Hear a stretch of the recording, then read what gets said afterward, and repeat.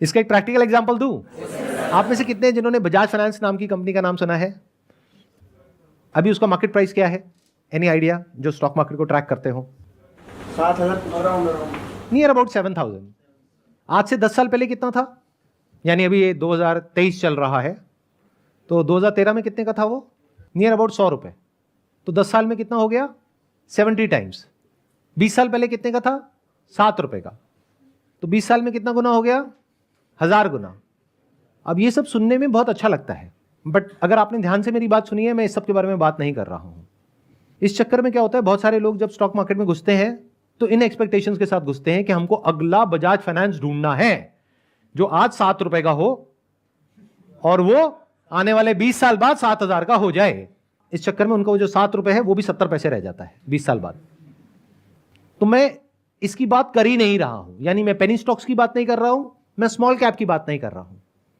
मैं कुछ हद तक वो बात कर रहा हूं जिस फेज में बजाज फाइनेंस आज से 10 साल पहले था, 20 साल पहले नहीं, क्योंकि वहां पर ये बता पाना कि 20 साल बाद ऐसा कुछ होने वाला है, that was next to impossible. But 10 साल पहले अगर किसी में एक रीजनेबल अमाउंट ऑफ अंडरस्टैंडिंग थी एनबीएफसी सेक्टर की, तो वो प्रेडिक्ट कर सकता था कि 10 साल बाद कुछ ऐसा होने वाला है।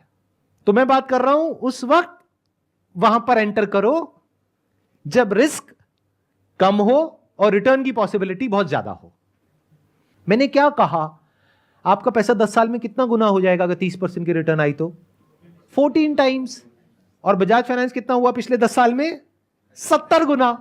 तो मैं 70 गुने की बात ही नहीं कर रहा हूं, मैं ये 50% कैगर की बात नहीं कर रहा हूं, मैं 25-30% की बात कर रहा हूं।